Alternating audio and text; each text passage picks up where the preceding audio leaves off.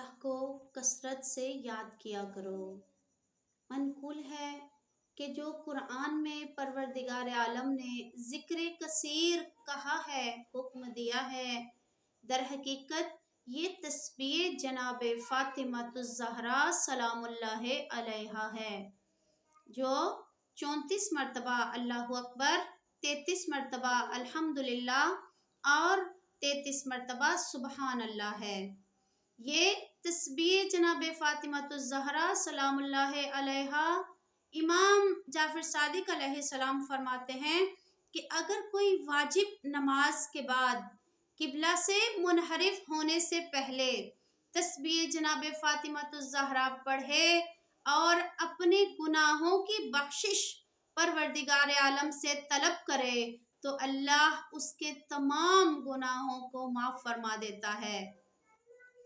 और इमाम मोहम्मद बाकिर अलैहिस्सलाम से मनकूल है कि तस्बीह जनाब फ़ातिमातुज़ ज़हरा के जब ज़ुबान से अल्फाज अदा किए जाते हैं तो ये 100 अल्फाज हैं, लेकिन मेज़ान अमल पर जब दर्ज किए जाते हैं तो 1000 अल्फाज दर्ज किए जाते हैं, यानी उनका अज्र व सवाब 1000 अल्फाज लिखा जाता है।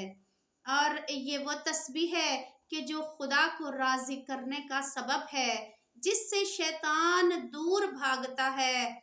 और तस्बीह जनाब फ़ातिमातुज़ ज़हरा के बारे में इमाम जाफ़र सादिक अलैहिस्सलाम फरमाते हैं कि तस्बीह से पहले और बाद में 3 मरतबा दरूद पढ़ा करें और आखिर में ला इलाहा इल्लल्लाह कहा करो।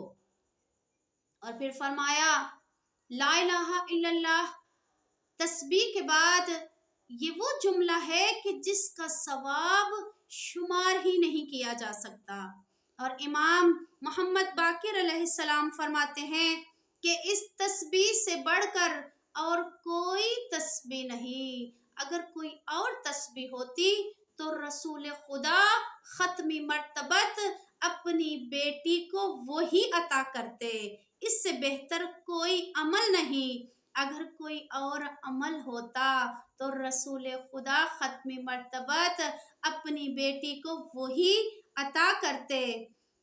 रिवायत है कि शुरू में जनाब फ़ातिमातुज़ ज़हरा सलामुल्लाह अलैहा पशम के धागों पर गिरहें बांधकर तस्बीह पढ़ा करती थी, यानी इस तरह से शुमार किया करती थी।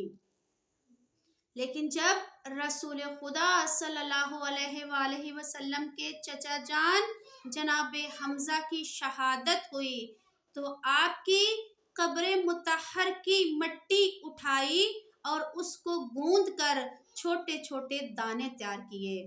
उसको दानों को पिरो कर छोटी तस्बीह बनाई और उस तस्बीह के ऊपर ये जिक्र इलाही किया करती थी।